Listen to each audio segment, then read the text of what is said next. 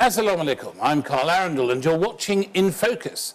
Now, 5 years ago, Sana Abdul Gawad, the wife of jailed physician Dr. Mohammed Baltaji, a senior leader of the Muslim Brotherhood and General Secretary of the Freedom and Justice Party, lost her daughter Asma when Egyptian security forces shot and killed thousands of unarmed protesters at an anti-coup camp in Cairo, outside the Rabaa al-Adawiya Mosque.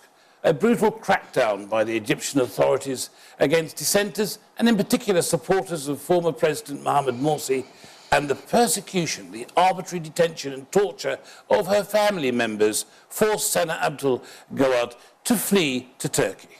From Turkey, she continues to campaign and raise awareness to the brutality of the Sisi regime. She currently fears for the life of her elder son, Anas, who has been serving over 4.5 years imprisonment, mostly in solitary confinement, and who has been subject to torture. In recent weeks, he was acquitted of all charges against him, but apparently en route to the local police station for his release, he has been disappeared. Nobody knows where he is. I am delighted to be joined here in Turkey by Sana Abdul Gawad. Assalamu alaikum, and welcome to In Focus. Now, I want to start off, before we go into the details of what's going on with Anas's disappearance, to get some sort of context behind what's been taking place. And I know that following the overthrow of the former President Mohamed Morsi and his cabinet in July 2013, General Fattah al-Sisi began a harsh clampdown on all dissenters and in particular supporters of the Mohamed Morsi's government and Muslim Brotherhood affiliates. Now, you, your husband and your family members took part in a sit-in protest at the Rabaa al-Adawiya Mosque, and the refusal to end the sit-in at the mosque after a 6-week period ended with the assault and killing of over 800 people, including, tragically, your own daughter, Asma.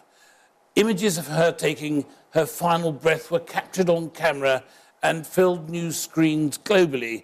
How did you cope with her death?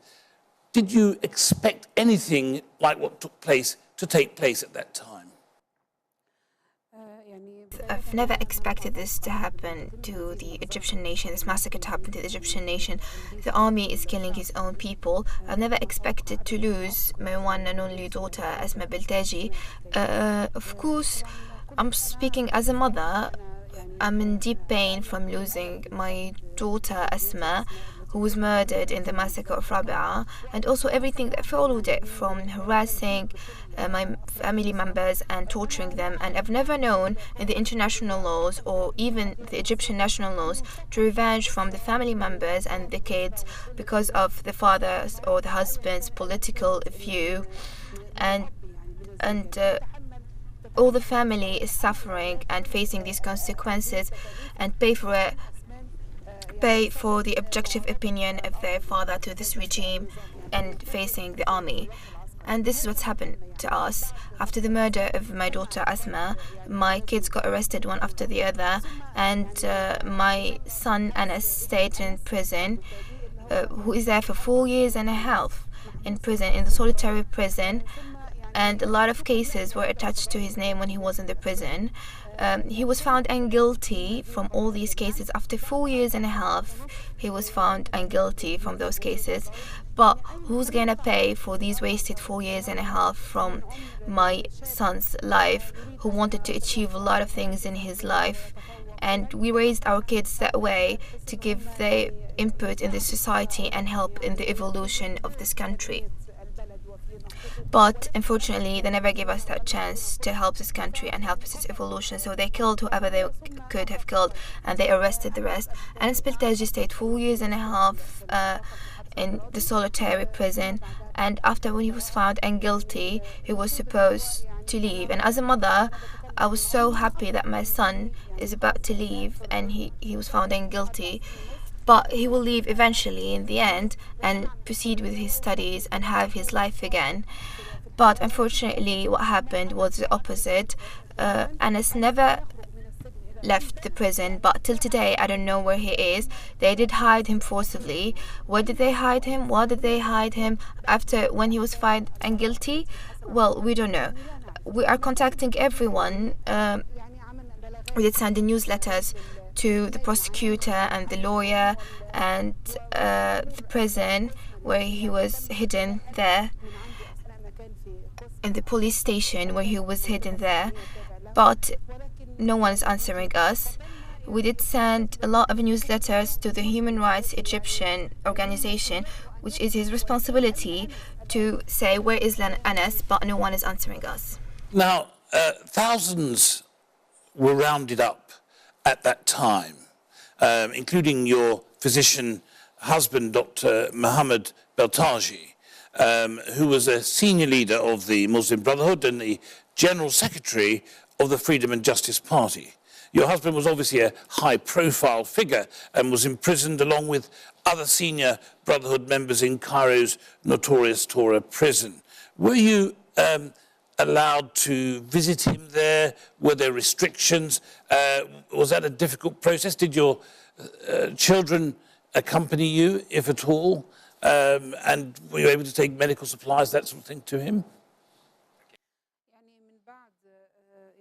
After Rabaa till now, sometimes my husband, Dr. Mohammed Beltaji, is arrested in Scorpion prison, which is one of the worst prisons at all in Egypt. Scorpion prison was created and designed specifically to kill and murder whoever enters it, and they do admit this and they say this. And this is what's happening. In Scorpion prison, 8 inmates were dead as a result of health negligence and depriving them from having medicines and everything. And a lot of times after the arrest of my husband, we were not allowed to visit my husband for months. But from now, it's from 1 year and 8 months, we weren't able to visit him, to visit my husband, Dr. Mohammed Beltaji, and a lot of people are there with him.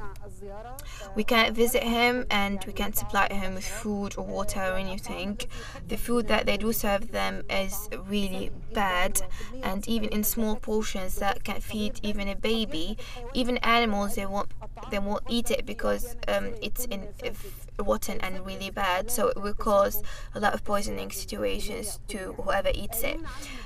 We can't give them any medicines. They can't be supplied with medicines, and a lot of them are really sick and old, and there is no health as they do provide, and a lot of them, they will need surgeries. My husband stayed for 1 year asking to have a surgery, and we were insisting that he needs to have a small surgery, but after a whole year they did reply to us that he can have it after his health situation was really bad.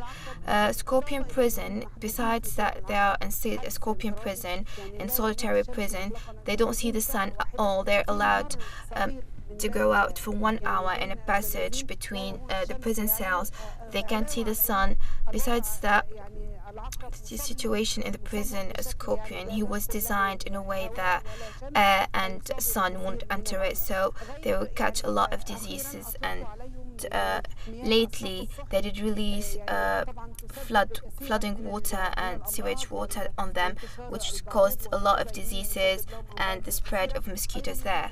And besides, they sleep on the floor all this period. Ever since I got arrested till now, they've been sleeping on the floor during the cold winter, and they were not given anything except a small cover that they've been using to feel a bit warm inside prison cells. Scorpion prison is one of the worst prisons. It's not only Scorpion prison, but a lot of prisons in Egypt. Inside them, there are a lot of torturing and harassing inmates. In Egypt, we have 60,000 prisoners, among them a lot of women and girls. Till now, 53 women and girls are inside prisons in Egypt. One of them received a sentence death, a lady that didn't do anything, a simple woman that didn't do anything, and this is the first time in the history of Egypt that a lady received a death sentence. Her trial is back to court, but she didn't receive the sentence yet. A lot of women, they didn't find their husband got disappeared, so they went to prison to ask about them, and they got arrested. And a lot of girls are arrested inside these Egyptian prisons. Now, 3 months after the arrest of your husband, your son Anas was also arrested and subject to arbitrary detention and charges of rioting and inciting violence at 2 different Cairo universities. He was accused, along with some other students, of being in possession of birdshot pellets and having live broadcast cameras which had been banned, and banners bearing anti-army and pro-brotherhood slogans. Lawyers have managed to obtain an acquittal of the original charges. Did you expect Anas to be released at that point? Of course, after my son, a lot of cases were attached to his name, and he was found unguilty after a court, from the court decision, he was found unguilty after all this period. So the natural situation, he will leave, and he is free, and I was counting hours till the day that he will leave prison, and I will be extremely happy. And after losing my daughter, he will be out from the prison. But unfortunately, they did hit him, and I don't know where he is. We're looking at him everywhere, in all the police stations, all the prisons, but we can't find him. There is no information about him, or where he is, or where he were. I've never expected that they will hide him after he was found unguilty. Where did he receive this sentence? It was from the Egyptian court. The Egyptian court said that he was found unguilty.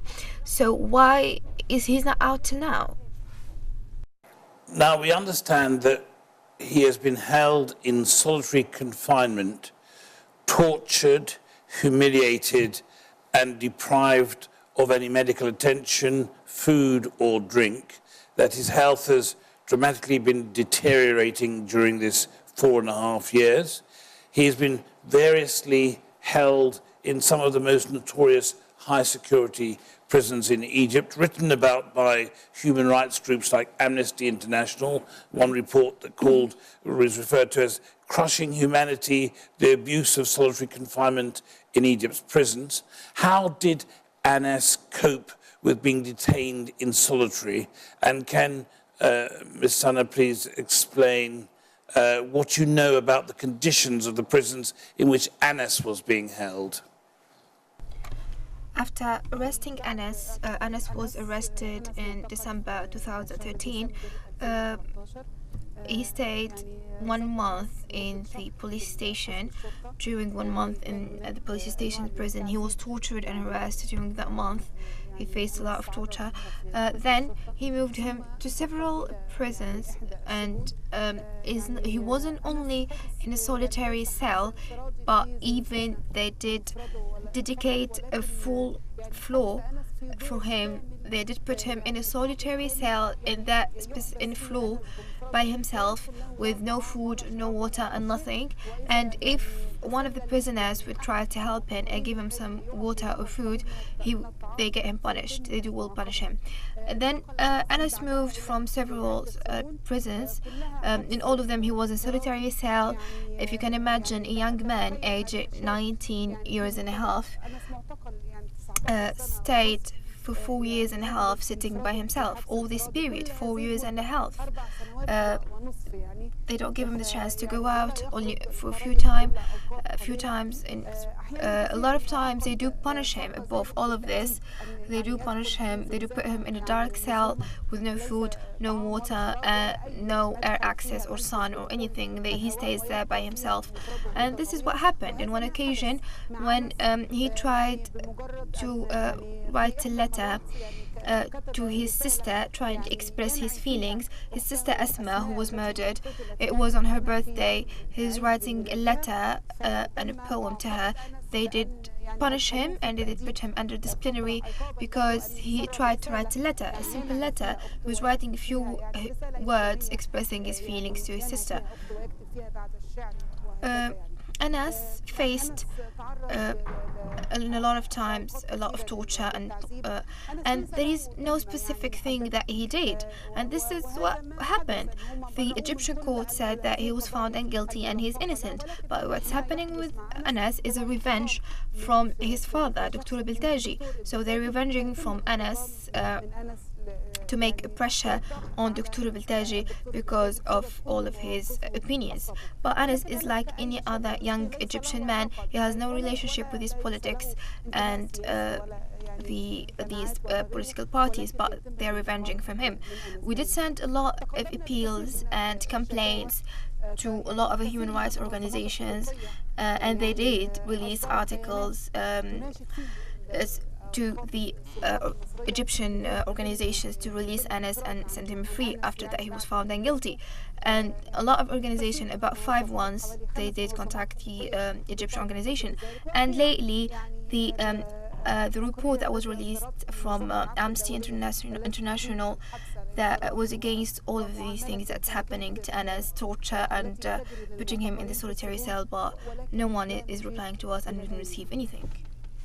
Now, several weeks after the initial arrest of Anas, you said in December 2013, Anas and his fellow student inmates were grouped in with other journalist detainees, labelled the Marriott Cell, a story which grabbed international headlines due mostly to the 3 Al Jazeera journalists, Baha Mohammed Fahmy and Peter Grest, who were regarded as part of the cell and were all charged with belonging to and supporting a terrorist organization, disseminating false news and disturbing public peace. Did the high profile of the other Marriott Cell detainees have any impact on the way Anas's case was treated? Al Jazeera case, the island case, you can feel and you can tell that they are revenging from Anas.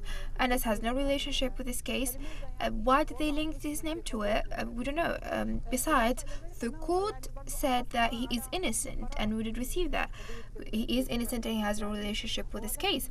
But they still keep him, and he's still under arrest. He was in the prison at that time for a few years, so they didn't release him, even though he was found guilty from several cases. Among them is Al Jazeera case, the island case, but he is still a prisoner. And they said eventually he was innocent when he received this by the 20th of March. The Al Jazeera case didn't add anything on his sentence, not positively or negatively. His name was put in it, was linked to it, and he has no relationship with it, even after saying that he was innocent. And the court said that he stayed all this period there, and we don't know why. Thank you for that. Now, going back to, if you like, conditions in the prisons while he was still being kept in jail, I understand that he was prevented from continuing his studies. I admit he was at university when he was first detained. He was denied textbooks from the university.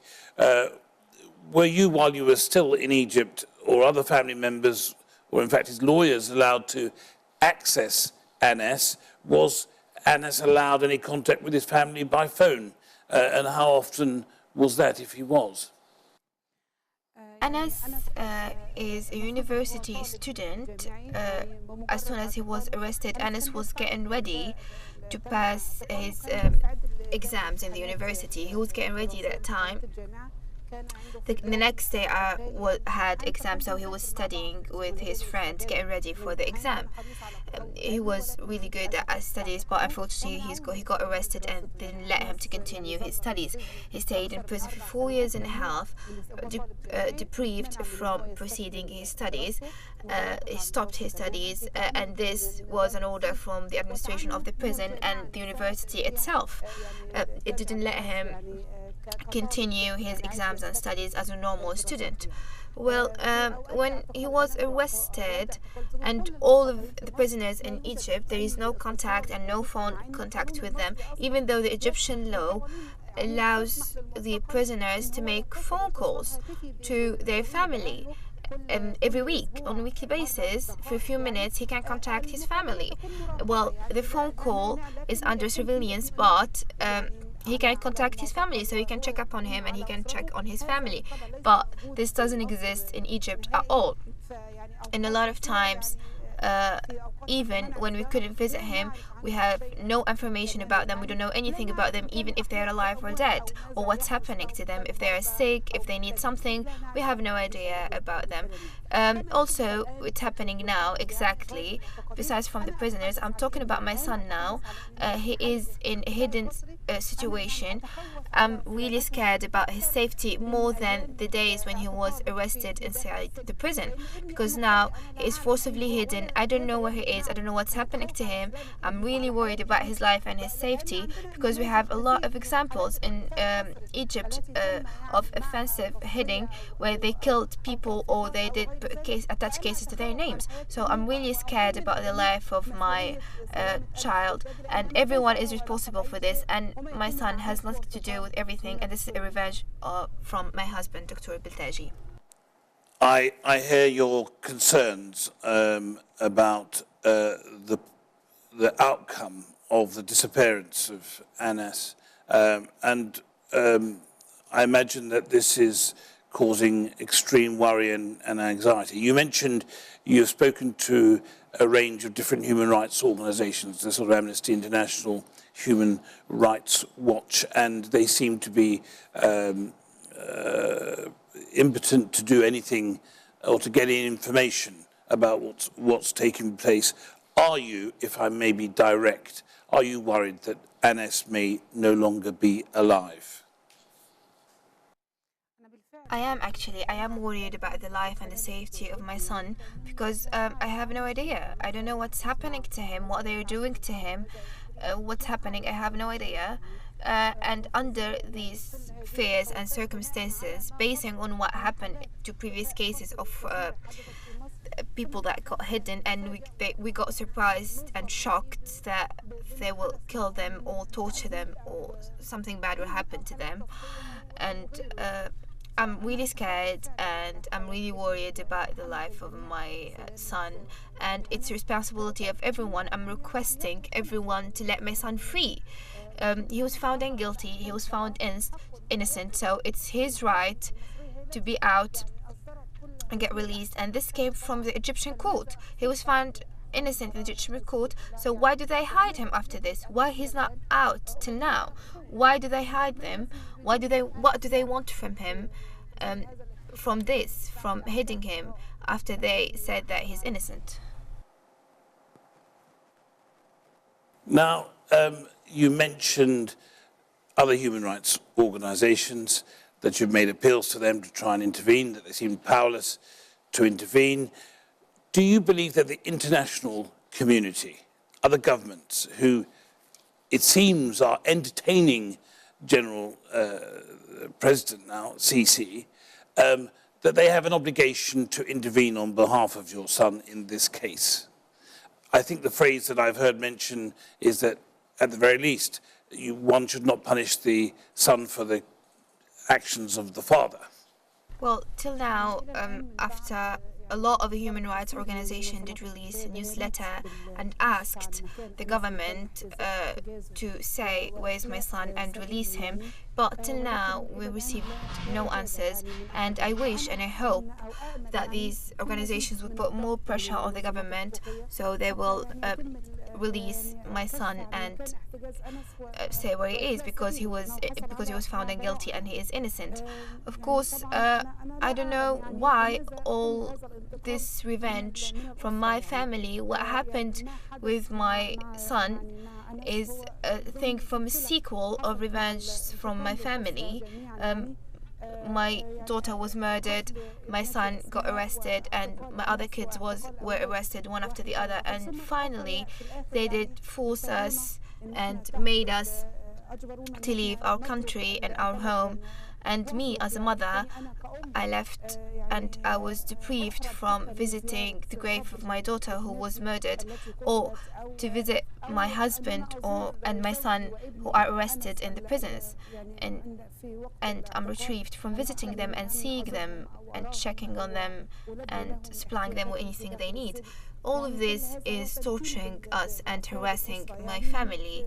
It is revenge, and they're trying to revenge from my husband, Dr. Beltaji. I really do hope that these human rights organizations to put pressure on the government, because I'm really scared and worried about the life and the safety of my son. I am a mother. I have no relationship with politics, but I'm talking as a mother who lost her daughter and is suffering now and is scared and worried about the safety of her son. I'm really asking everyone, I'm asking everyone who has conscience to help me to make pressure on the Egyptian government to release my son, and because he was found innocent and all these cases were not linked to his name. Finally, anybody listening to the catalogue of tragic events that have befallen you, the killing of your daughter, the incarceration of your husband, who was subsequently sentenced to death, the imprisonment of your son Anas, and the short-term detention of your two other sons, one of them who was a junior, subject to torture, will understand that you have suffered unimaginable torment and loss over the last few years. I have to ask you that whether or not you have any regrets about the way that things have taken place, your involvement in protests, so on, or are you optimistic about the future for your family and for Egypt? Personally, I never regret any of the opinions or of the point of views I have had during the past. And I raised my kids to be free and to choose what they want. If I'm talking about Anas, Anas has no political view, or he's not attached to any party, but they're revenging for him. If I'm talking about Asma went to Rabia court by herself. No one forced her to go. I raised my kids to be free and to choose their opinions. We raised them to have a role in the society and to help in the evolution of their society. Asma was a dream. She was one of the Egyptian dreams. She was young. She was 17 years old, but she was studying everything. She was passionate about everything. She had a vision and she had an opinion, even though she was young. She was, I may say, she was a dream of an Egypt. And she was one of a lot of people who wanted the evolution of this country, but they killed this dream, they murdered this dream. I never regretted what happened, but there is nothing that we did was wrong to regret it. What did my kids do? So they will receive all this treatment and they will revenge for him for the one reason that their father is Mohammed al-Beltaji. What is their fault? And nowhere or in no time I've never heard that there were revenge from the family members because of the father or the husband. Regarding the future of the country, I can't see any light or anything in all this dark situation of Egypt. I'm seeing all this killing, the arresting, and I'm talking about a person. I'm a situation, I'm an example. It is personal to me. My family have been through a lot. I've been seeing everything. I've been suffering from murder, arrest, everything. I faced everything, and now my son got disappeared. Anas is one among a lot of people that got disappeared forcibly, which is very hard on a mother or a family, which is harder than an arrest is when your son is hidden and you don't know where he is. My son I don't know where he is. Where is he? I don't know what they're doing to him. What's happening to him? All this pain that I'm feeling and this situation, the Egyptian situation. To be honest, I'm not feeling that anything good will happen to Egypt, or Egypt will be free after all of this. أو النور أو يعني أو الحرية لمصر في ظل كل هذه الأوضاع. Well, on those profound words, Sana Abdul Gawad, may I first salute you on behalf of Islam Channel and its viewers for your courage, for your perseverance, and may we wish you fortitude going forward. And thank you for joining me on Islam Channel. Thank you.